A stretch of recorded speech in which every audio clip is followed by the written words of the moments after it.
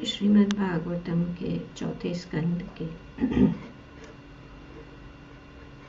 25वें अध्याय के श्लोक संख्या 24 को पढ़ रहे।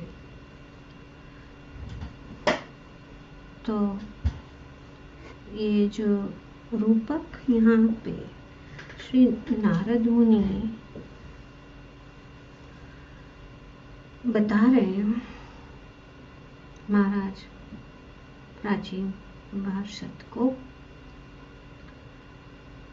तो हमें समझाने के लिए या राजा को समझाने के लिए वे एक ये दिव्य जो नगरी है उनका वर्णन कर रहे हैं। और जैसे हम नगरी में स्त्री तो रहती है ना, सब जगह स्त्री पुरुष पेड़ पौधे और सुंदर फूल फल सब जगह सब कुछ रहता है। तो यहाँ पे स्त्री का वर्णन किया गया। स्त्री अपने साड़ी के आंचल से अपने समवर्तन एवं सटे हुए स्तनों को ढकने का प्रयास कर रही थी। तो हाथी के समान चलते हुए लज्जावश अपने स्तनों को बारंबार ढकने का प्रयास कर रही थी। तो श्रील प्रभुपाद जी अपने तात्पर्य में बताते हैं कि दोनों स्तन राग तथा द्वेष के प्रतीक है। तो ये प्रतीक है क्योंकि ये जो है आकर्षित करती है।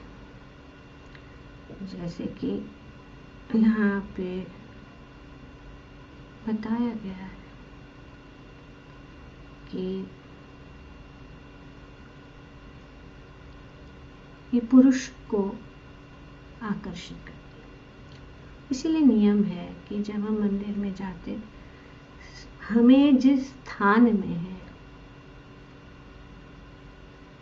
वो बहुत ध्यान रखना होता है। जैसे हम अभी क्लास में बैठते हैं तो उसका ध्यान रखना जरूरी है कि हम क्लास में बैठे।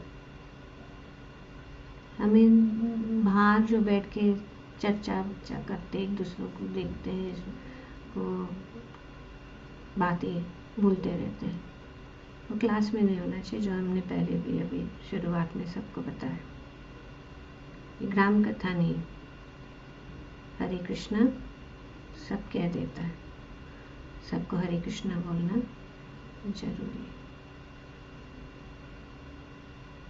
और जितना भी हो सके, खास करके इसीलिए नियम बनाया है कि जब हम मंदिर में जाते हैं तो हमें ढंग से कपड़े पहनने,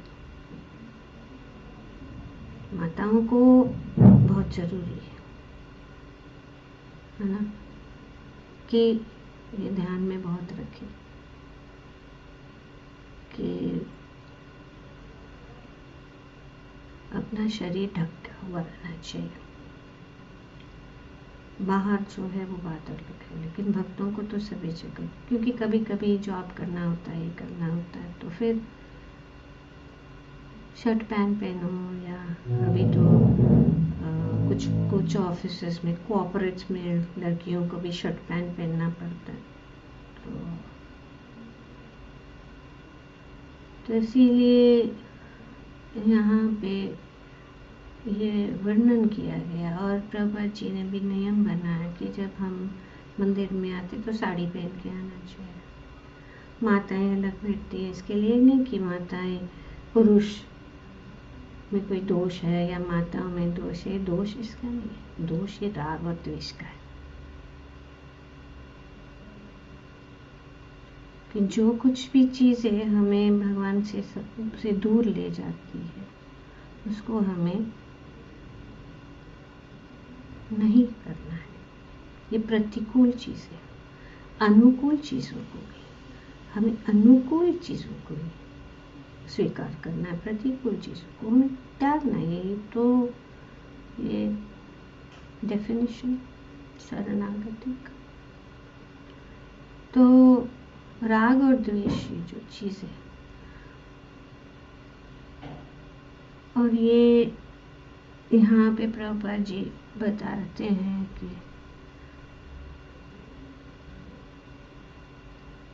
कि स्तनों के अग्रभाग की मोहक शक्ति से आकृष्ट हो सकता है। ये माया के दूत है जो पुरुष को शिकार बनाती है।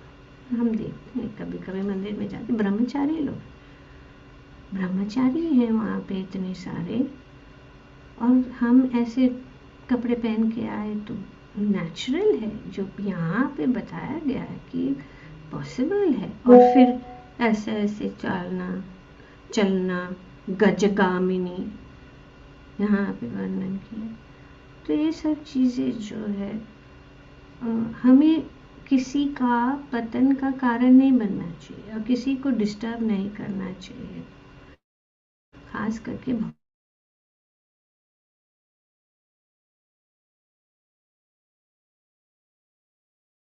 दूसरों को डिस्टर्ब नहीं करना चाहिए। हमें यहाँ वहाँ की बातें जो है मंदिर में आके नहीं करना चाहिए। भगवान के सामने दूसरों की प्रशंसा करना, जैसे कि भगवान को पसंद नहीं, भगवान के सामने बैठे तो भगवान का ही गुणगान होना चाहिए, ग्राम कथा नहीं होनी चाहिए। जो भी करना है वो बाहर, एक्चुअली बाहर भी नहीं, पर चलो हम लोग अभी अनवाइंड हो रहे हैं, उससे आदतों से बाहर निकलने की कोशिश कर रहे हैं, तो एटलीस्ट मंदिर के हमें कहाँ बैठे हैं, किसके साथ बैठे, किसके सामने बैठे, ये सब जो है हमें ध्यान रखना। इसको कहते हैं कृष्ण कॉन्शियसनेस। कृष्ण कॉन्शियसनेस का बहुत बड़ा जो है विस्तार परिभाषा है, छोटा नहीं है। सिर्फ मंदिर में जाना, कीर्तन करना, भगवान का दर्शन करना, भगवान का नाम जप करना नहीं, वो सब कुछ कॉन्शियस होना बहुत है। सब चीज़ का हमें ध्यान, उसको पूरा ध्यान होना चाहिए। और हम समझते कभी, और यहाँ पे प्रभुपाद जी बताते हैं कि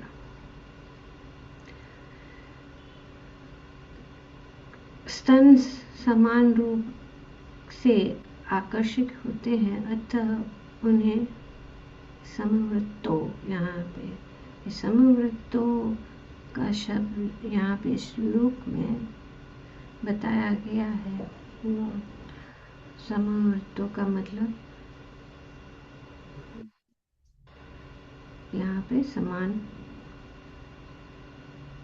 गोलाकार, क्योंकि कामोत्तेजना वृद्ध पुरुष के भी मन में क्या कहते हैं कि वे कोई भी हो, उनके अंदर जाता नहीं है। कब तक, यहाँ पे बहुत कठिन है। वो पुरुष के मन में मृत्यु पर्यंत रहती है।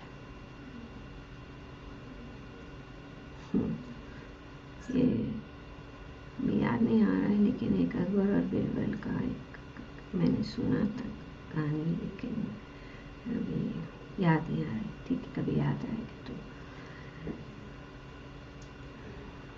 तो राग और द्वेष में कोई अंतर नहीं मानना चाहिए, वो एक ही है। क्योंकि ये भगवद गीता के दूसरे अध्याय में ये पूरा जो कैसे शुरू होता है, क्या ये सब जो है वर्णन किया गया। ध्यायतो विषयं सा, और यहाँ पे बताया कि ये श्लोक बताया गया है। इस श्लोक में प्रभुपाद जी इसका यहाँ पे वर्णन कर रहे हैं कि किस प्रकार से इंद्रियस्यर्थे,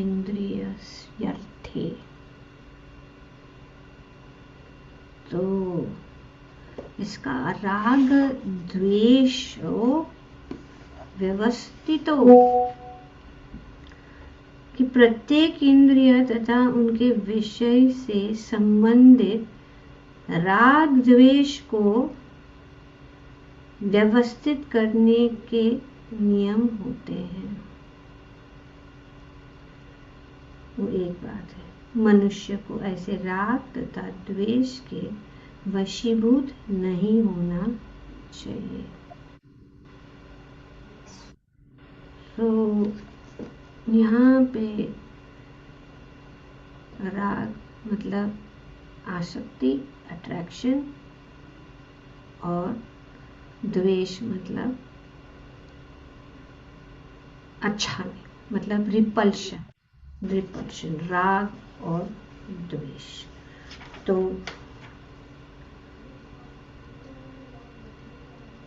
आसक्ति तथा विरक्ति कि ये मुझे बहुत अच्छा लगता है और वो मुझे, इसको कहते हैं राग और द्वेष। तो ये राग और द्वेष को समझना बहुत जरूरी है। और ये शुरू होता है विषय, इंद्रियां। तो इंद्रियों तथा उनके विषय से संबंधित राग द्वेष को व्यवस्थित करने के नियम होते हैं और मनुष्य को चाहिए कि इससे क्योंकि ये आत्मा साक्षात्कार के मार्ग में अवरोध है, ब्लॉकेज है, अवरोध करता है। तो इसीलिए ध्यायतो विषयम पुंसा जो बताया गया है भगवत गीता में,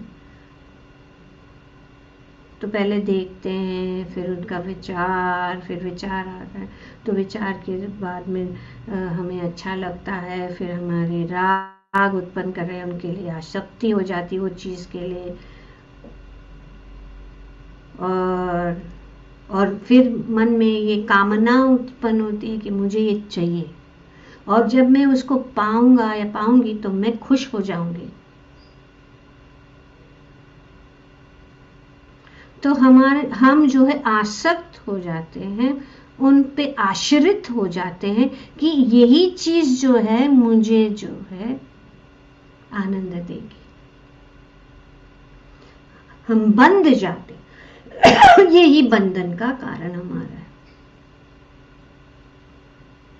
उदाहरण की जैसे कि बच्चा टीवी देखता है, वो कार्टून देखता है, रोज देखता है, फिर वो उसको अच्छा लगने लगता है। अभी उस दिन माता जी बोलते हैं उसको कार्टून देखने के उसको अच्छा लगता है, और फिर उसका जो है उसके साथ लगाव हो जाता है कि उसको बस कार्टून देखना है, और कार्टून देखते ही वो खाएगा, और फिर उनको इतना आदत हो गया कि फिर माँ सोचती है कि अरे खा नहीं रहे, लेकिन जब वो खाने के लिए कार्टून, तो बिना कार्टून देखे वो खा नहीं सकता है। तो इसको कहते हैं राग। दूसरा है जैसे कि फोन, हम फोन के ऊपर इतने आश्रित हो जाते हैं कि हर बार फोन को देखना है, फोन को देखते रहते हैं, क्योंकि और लगता है कि हाँ कुछ तो वहां से हमें कुछ अच्छा लगता है, कुछ चीजें वो देखने में अच्छा लगता है, वहां पे हम देखते हैं और हम उनके ऊपर आश्रित, और हम जब नहीं देखते तो हम जो बेचैनी महसूस कर सकते हैं, तो इसको कहते हैं राग। तो राग और द्वेष वो दूसरा एक जैसे सिक्के का दो साइड होता है ना, वही है राग और द्वेष। वो अभी इच्छा हो गई, इच्छा हो गई कि हमको ये चाहिए। और द्वेष कब होता है? जब हमारी इच्छा पूर्ण नहीं होती है। तो ये अच्छा नहीं है, वो बुरा है। ये हमारे इसको बीच में आ गया, तो बीच में आ गया ना, बीच में आ गया। हमारे जो आसक्ति, जो हमें चाहिए, वो रुक जाते।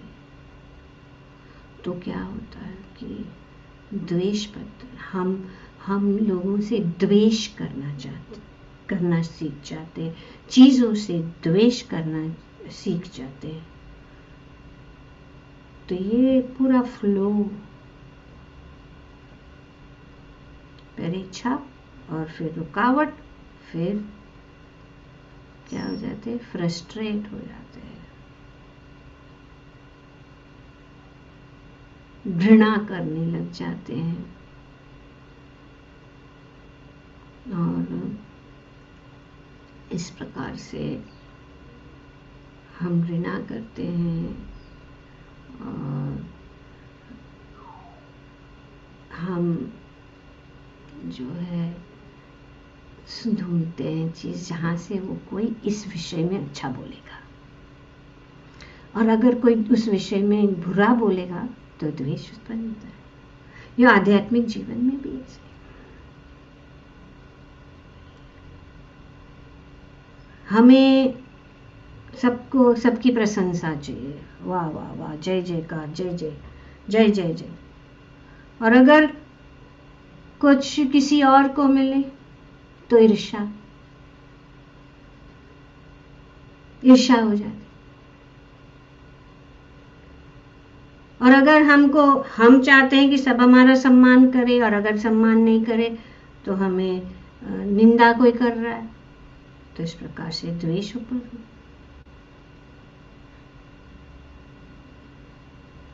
जैसे कि कभी कभी सेवाएं भी होती है, हम सेवाएं करते तो हमारी सेवा हम कर रहे हैं, और कोई दूसरा कोई सेवा करने तो द्वेष हो जाता है। फिर हमें इस प्रकार से सोचते कि नहीं नहीं नहीं, उनको जैसे कि बच्चे को खिलौना दिया जाता है, तो उस खिलौना हाथ में से ले लिया जाता है, तो क्या करते हैं? वो क्रोधित हो जाता है, और वो फिर क्या, वो घृणा करता है। जिस व्यक्ति ने उससे वो ले लिया, उससे घृणा कर देता है। जैसे कल हम गए थे कहीं, तो वो लड़की थी, वो बहुत अच्छे से बात कर रही कि मैं वो कह रही थी कि मैं हमेशा हंसती रहती हूँ, अगर कोई कुछ बोले भी मैं हंसती हूँ, वो कोई मुझे कुछ बुरा भी बोल देता है तो मैं हंसती हूँ, मैं मन में नहीं रहती हूँ। मैंने कहा ये तो बहुत अच्छा गुण है। और जितना भी जहाँ से भी कोई निम्न व्यक्ति भी मुझे अगर कुछ ज्ञान दे, क्योंकि वो प्रोफेशनल थी किस चीज़ में, तो वो मुझे निम्न व्यक्ति से भी मुझे अगर ज्ञान प्राप्त होता है तो मैं स्वीकार करती हूँ। और मेरा विचार जो ऊंचा रहता है कि मैं सबसे बेस्ट को जाने, कुछ नाम भी पता कि हमको इसको फॉलो करना है, उन लोग बहुत अच्छे से वो करते हैं, वो अच्छे से हमें उनसे सीखना है।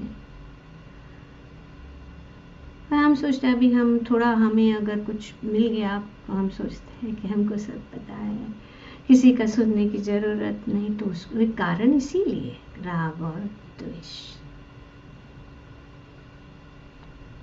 तो ये राग और द्वेष इसीलिए होता है क्योंकि हम देहात्म बुद्धि के कारण हम देह को ही सब कुछ समझ लेते हैं, और ये शुरू होता है वही। इसीलिए भगवान ने पहले ही देह और आत्मा के अंतर का जो है ज्ञान दिया है।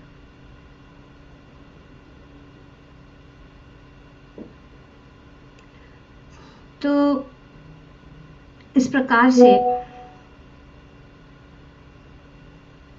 हमारी जो इंद्रियां हैं और इंद्रियां के जो विषय, वे दोनों के कारण हम जो है इस प्रकार से इस राग और द्वेष और भगवान जो है भगवद गीता में आगे यह भी बताते हैं कि राग और द्वेष विमुक्तैस्तु,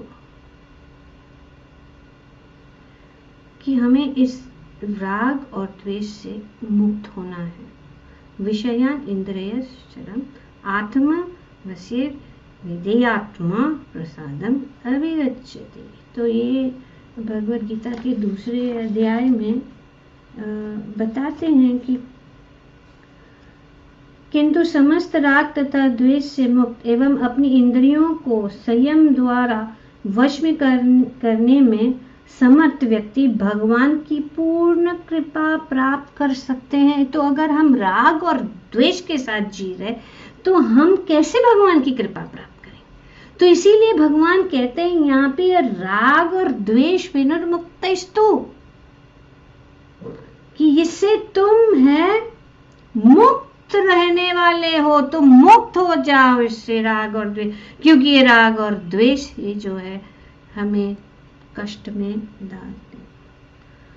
तो इसीलिए जो व्यक्ति इस राग और द्वेष से मुक्त है वे अपनी इंद्रियों को संयम में रख सकता है। इंद्रियां विषयों के से भी उनका संपर्क होने से वो अंदर शांत है, क्योंकि राग और द्वेष मतलब मुझे ये चाहिए, और द्वेष मतलब मुझे अच्छा नहीं लग रहा है, ये नहीं अच्छे, ये नहीं, ये तो राग और द्वेष।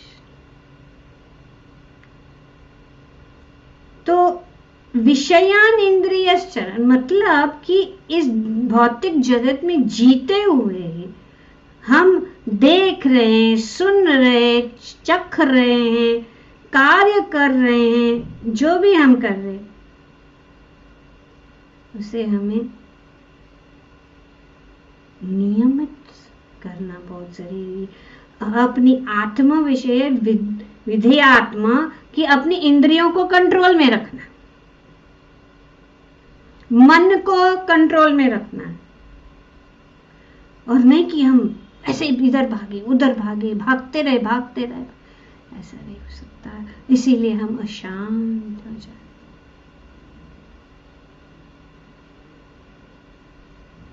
तो यहाँ पे वर्णन किया जा रहा है कि राग और द्वेष जो है इससे अगर हम मुक्त हो जाएंगे, हमें क्या करना है, उसको हमें कंट्रोल करना। कंट्रोल कैसे करें? अगर हमारी कुछ इच्छा है, कुछ कामना है, हम चीज़ों को आकर्षित चीज़ों को देखना है, तो हमें उसको क्या करना है, भगवान की ओर उसको मोड़ना है। भगवान की सेवा, भगवान के सुंदर दर्शन, भगवान के विषय में बोलना, अपना समय जो है जितना भी हो सके हर कार्य को हम जो है कृष्ण भावना भावित कर सकेंगे।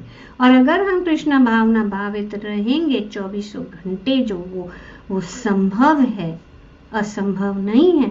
भक्त करते हैं, सुबह से पहला है सुबह को उठ के भगवान अपने आप को स्वच्छ करते हैं, अपने इंटरनल क्लीनिंग, एक्सटर्नल क्लीनिंग, सब क्लीनिंग, वो क्लीनिंग प्रोसेस, वो सफाई का प्रोसेस चलना चाहिए। सुबह पहले ही उठ के स्नान करके हरि नाम जप करना चाहिए, एटलीस्ट 1-2 माला तो होनी चाहिए। फिर अपना कार्य शुरू करो, प्रसादम बनाना, और फिर प्रसादम बनते समय भी हमारे ध्यान हमेशा उसमें ही रहना चाहिए। क्योंकि अगर हमारा आकर्षण भौतिक चीज़ों की ओर हो सकता है, तो हमें सिर्फ वो बदलना है कि हमारा आकर्षण जो किसकी ओर बढ़ना है, भगवान की ओर।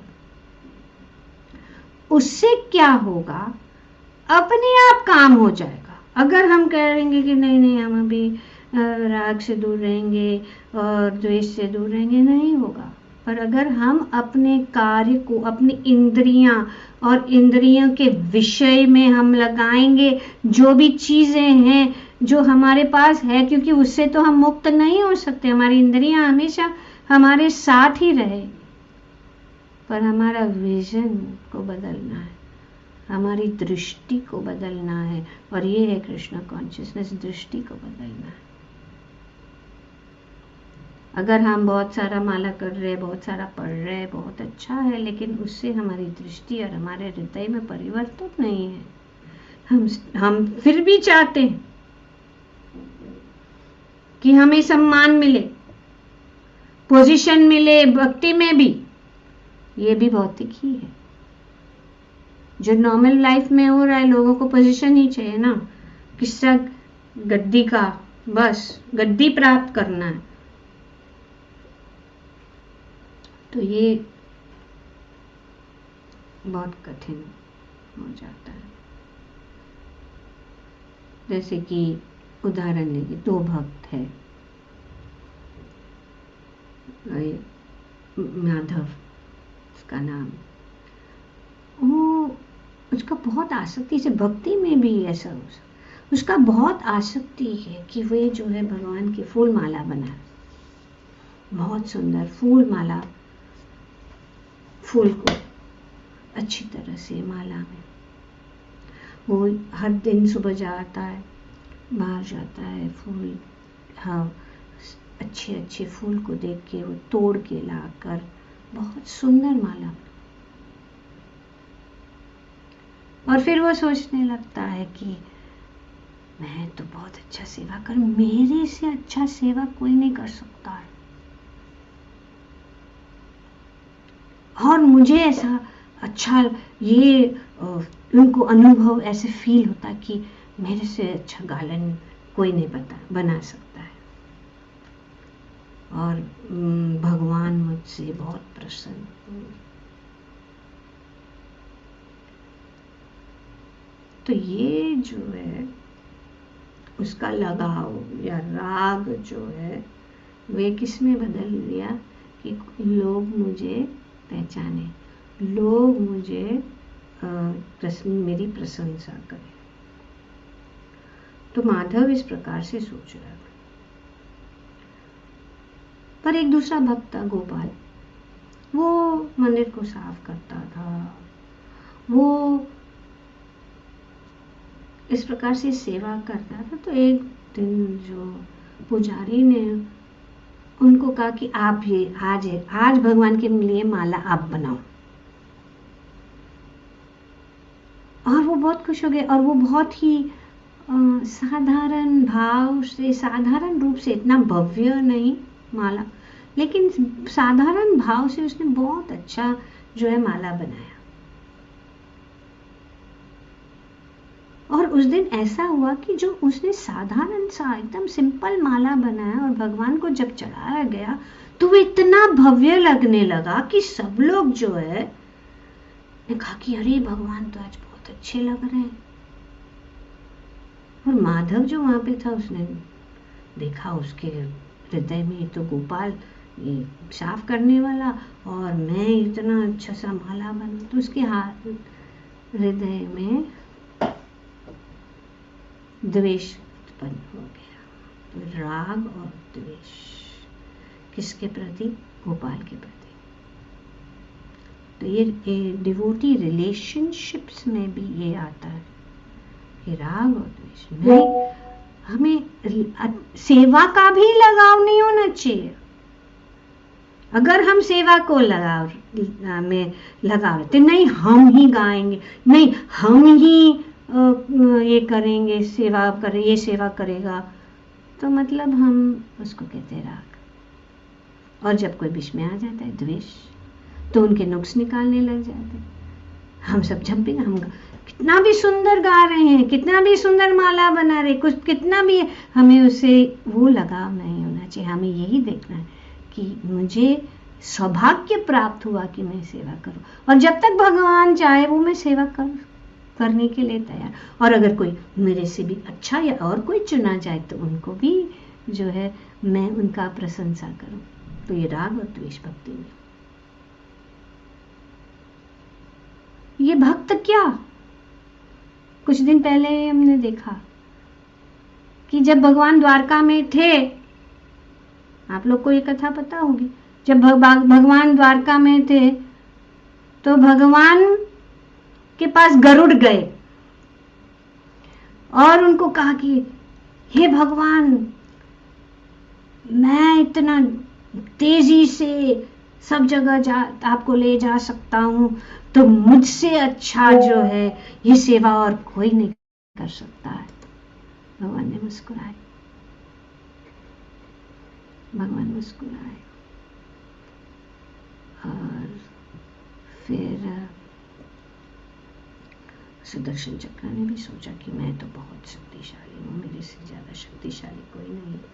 भगवान को कहने लगे, जैसे ये रामायण की कथा में हम देखते हैं कि नारद मुनि ने सोचा कि मेरे से ज़्यादा वैरागी कोई नहीं है, अच्छा उनको सबक सिखाया गया। भगवान ने उनको अच्छा सबक सिखाया कि उन्होंने उनको श्राप दे दिया कि आपने मुझे बंदर बना दिया, तो बंदर नहीं बनना है हमको।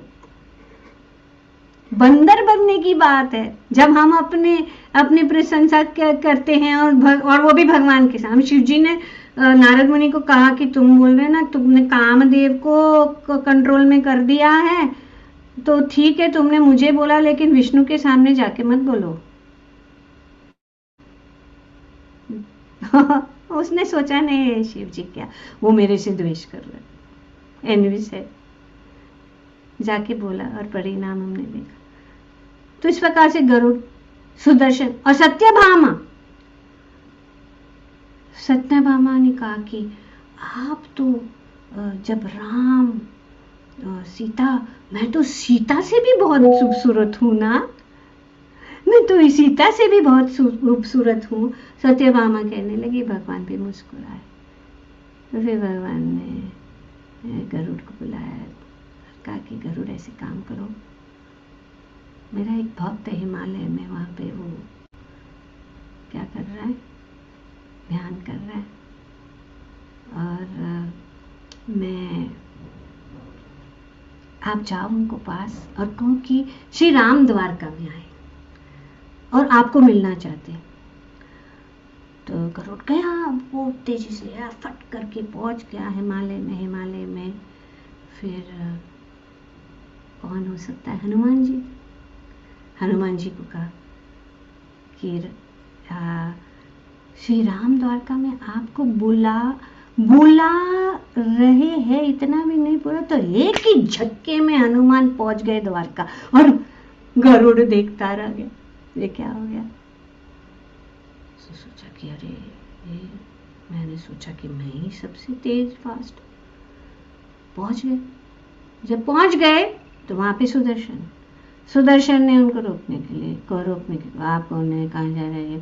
तो हनुमान ने सोचा कि अभी इसके साथ बात करने का कोई मुझे समय नहीं, मेरे स्वामी मुझे बुला रहे। उन्होंने पूरा जो सुदर्शन चक्र को निगल लिया और फिर वे भगवान श्री राम के रूप में उनके सामने आए। सत्यभामा वहां पे खड़ी श्री राम के रूप में, तो तुरंत वे उनके चरण में गिर गए और उन्होंने भगवान से पूछा कि हे रघुनाथ, सीता मैया कहाँ है, ये दासी कौन है। तो वो सुन के सत्यभामा जो है को जवाब मिल गया। तो फिर भगवान ने उनको पूछा कि तुम यहाँ आए तब द्वार पे किसी ने तो रोका होगा।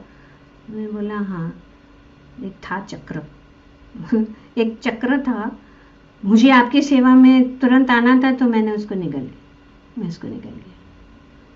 और फिर भगवान हंसने लगे, सबको अपना जो है संदेश मिल गया। तो भगवान के सामने हम अपने बड़प्पन और अपना ये राग और द्वेष नहीं दिखाना चाहिए। और इसीलिए यहाँ पे बहुत गहरा शिक्षण है कि हमें किस प्रकार, और हनुमान जी सबसे महान दास, महान भक्त है भगवान के। और यहाँ पे भी प्रभुपाद जी हनुमान जी के विषय में बताते हैं कि क्योंकि काम एष क्रोध एष, ये सब जो है राग द्वेष काम क्रोध लोभ, ये सब हमें है, वो तो है, वो पैकेज ही हमको मिला है, राग द्वेष काम क्रोध लोभ मोह मद मत्सर। लेकिन उसको हमें किस प्रकार से डाइवर्ट करना बहुत ज़रूरी है। नहीं तो जैसे कि यहाँ पे बताया गया है कि व्यक्ति भगवान की पूर्ण कृपा प्राप्त नहीं कर पाएगा। कैसे कर पाएगा? तो हमें ये भ्रम में नहीं रहना चाहिए। हमें हमेशा विनम्र भाव से सेवा करनी है। भगवान की कृपा और भगवान हमें दूसरों भक्तों का जो आचरण है उनको देख के और उनके पद चिन्हों में हमेशा विनम्र रहना है। खास करके वरिष्ठ भक्तों से विनम्रता से हमें ये करना, आदर करना है। कितने भी भक्ति सिद्धांत सरस्वती गोस्वामी इतने विद्वान, कितने, अभी आप ब्रह्म संहिता पढ़िए, उनका इंग्लिश ट्रांसलेशन बाय भक्ति सिद्धांत सरस्वती गोस्वामी महाराज ऑफ ब्रह्म संहिता प्रभुपाद जी ने नहीं किया। प्रभुपाद जी ने अपने गुरु का एक एक इंग्लिश के जो पूरा जो स्कॉलर भी है इंग्लिश में, जो उन्होंने वर्ड्स यूज किया है वो हमें भी किसी को भी नहीं समझ में आएगा। इतना परफेक्ट हाई इंग्लिश भक्ति सिद्धांत सरस्वती गोस्वामी महाराज।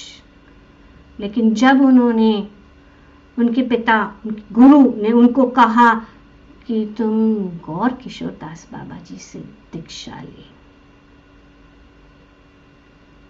तो उन्होंने कहा ठीक है। और गौर किशोर दास बाबा जी अंगूठा छाप अंगूठा छाप और भक्ति सिद्धांत सरस्वती गोस्वामी इतने विद्वान, भक्ति सिद्धांत उनको टाइटल दिया गया, भक्ति सिद्धांत सरस्वती। और उन्होंने गौर किशोर बाबा जी की एक भी शिष्य, क्योंकि वे इतने विनम्र थे कि मुझे शिष्य नहीं चाहिए। ये सब जो है सब बेकार लोग हैं। मैं उनसे नहीं, किसी को भी मुझे नहीं चाहिए शिष्य। तो भक्ति सिद्धांत उन्होंने कहा नहीं, कोई भी होने दो, मैं नहीं दूंगा आपको। बहुत कोशिश की भक्ति। तो हमारे आचार्य के आचरण से सीखना है। नरोत्तम दास ठाकुर भक्ति सिद्धांत, नरोत्तम दास ठाकुर अपने गुरु से लोकनाथ गोस्वामी से दीक्षा प्राप्त करने के लिए उनका मल पेशाब साफ करके, वो भी चुप के। अगर हम कुछ करते ना, देखिए कोई देख तो नहीं रहा, मैं साफ कर रहे हैं, मैं गालन बना, सामने बैठ के क्लास में बैठ के गालन बनाना सबके सामने बीच में, जब टाइम है ठीक है, टाइम नहीं तो और फिर बड़ी कुछ थोड़ा सा आता है तो वो भी दिखावा करना। हमें अपने आचार्यों से सीखना है। नरोत्तम दास ठाकुर राजा के पुत्र और भक्ति सिद्धांत। तो उन्होंने कहा कि अगर मैं नहीं, प्रताप रुद्रा, उन्होंने श्री चैतन्य महाप्रभु का, चैतन्य महाप्रभु ने कहा मैं विषयी लोगों को नहीं शरण देता हूं, त्यागो सब। रघुनाथ दास गोस्वामी एक बहुत ही भारी चादर, बहुत ही महंगा चादर पहन के आए थे। श्री चैतन्य महाप्रभु ने एक ऐसी दृष्टि के उस समझ के किया, चैतन्य महाप्रभु को इच्छा नहीं, तुरंत उन्होंने जाके उसको फेंक दिया, दे दिया किसी को, और किसी का फटा हुआ जो चादर थे उनको पहना। ये किसके लिए? हमें शिक्षण देने के लिए। और रघुनाथ दास गोस्वामी को ऐसे नहीं, वो भी राजा के पुत्र। तो विनम्र भाव से हमें जो है भक्ति करनी है। और वो देख के फिर श्री चैतन्य महाप्रभु बहुत प्रसन्न हो गए। श्री चैतन्य महाप्रभु प्रताप रुद्र के जो उन्होंने जो झाड़ू साफ करने का सेवा लिया, प्रसन्न हो गए। हमको सीधा गद्दी पे बैठना है। जो हमारा भगवान की कृपा से होता है, वो भक्तों की कृपा से, हम भक्तों के, हम नहीं है कि हम किसी के सिर के ऊपर, छाती के ऊपर पैर रख के ऊपर चले। हमें हमेशा हमें इनवाइट किया जाना चाहिए कि इनवाइट करो, कि कोई हमें कहे कि हम आप करिए ये सेवा, जैसे कि यहाँ पे गोपाल और माधव काम नहीं दे। तो ये द्राग और द्वेष के कारण हम चाहते हैं ये सब चीज़ें कि लोग हमें पहचाने, हम जाने जाएं। तो ठीक है भगवान के आपको लोगों का, जैसे कि श्री राम और लक्ष्मण के बीच में, वो भी राम कथा में वो प्रसंग हमने बताया था कि किस प्रकार से सुग्रीव गए, हनुमान जी गए। हनुमान जी ने भी गलती की। क्या गलती की? जब भगवान ने उनको पूछा कौन है, तो उन्होंने बोला मैं सुग्रीव का दास हूँ। तो भगवान पीछे हट गए, बोले लक्ष्मण तू जाके आगे बात कर। भगवान को अच्छा नहीं लगा कि उन्होंने ऐसे कहा कि वे तो नित्य स्वामी श्री राम है और तुम कह रहे हो मैं सुग्रीव का। तो हनुमान जी तुरंत पहचान गए और उन्होंने बहुत कोशिश की इस बात को ठीक करने के लिए, जो हनुमान ने बहुत कोशिश की। अगर ऐसे गलती हो जाती है तो हमें कोशिश करनी चाहिए कि हम किसी का कॉन्फिडेंस और किसी का जो है प्राप्त करें। ठीक है, तो यहाँ पे हनुमान जी ने अपने क्रोध का ऐसा ही उपयोग किया। वे भगवान रामचंद्र के महान भक्त थे। उन्होंने अभक्त असुर रावण के राज्य में अग्नि लगाकर और क्रोध का सदुपयोग किया। तो क्रोध भी सदुपयोग करना चाहिए, हमारा कामनाओं को भी सदुपयोग करना चाहिए। जैसे कि कृष्ण लीला में कुब्जा की कथा भी आती है कि काम वासना से जब उन्होंने भगवान को देखा, वो बहुत आकर्षित, उनके मन में काम वासना, और उन्होंने जो है वो चंदन का लेप, और भगवान ने उनको थोड़ा सा उन्होंने अर्पण किया। वो किसकी दासी, किसकी सेवक थी? कंस की। और हमने देखा धोबी। और तो ये जो उन्होंने थोड़ी सी सेवा दी, भगवान उनको उनका सब कुछ जो पीड़ा नष्ट कर दिया। और उन्होंने भगवान को बुलाया घर कि मैं चाहती हूँ कि आपके साथ हमारा निजी संबंध हो। भगवान ने कहा जी कि वे बाद में गए, पर क्योंकि वे भगवान का ही स्मरण कर रही थी, उनकी इच्छा जो है वो पवित्र हो गई। पवित्र भगवान करते हैं, चाहे हमारे मन में क्या राग हो, द्वेष हो, कामना हो, जो भी हो, क्रोध हो, भगवान की शरण में जाए, भगवान ही उनको ठीक कर सकते हैं। तो इसीलिए हमें हमेशा भगवान, हम अपने बल से करेंगे तो बहुत कठिन है। अगर हमें कोई भी, जितने भी अवगुण हैं, उन अवगुणों को हमें भगवान की शरण में रखना है कि भगवान आप ही इनको संभालो और आप ही हमें संभालो, ताकि मैं इनसे मुक्त हो जाऊं। और भगवान हमें मुक्त कर देते हैं। ग्रंथराज श्रीमद् भागवतम की जय। ओम तत्सत। Thank you very much. Hare Krishna. Any questions?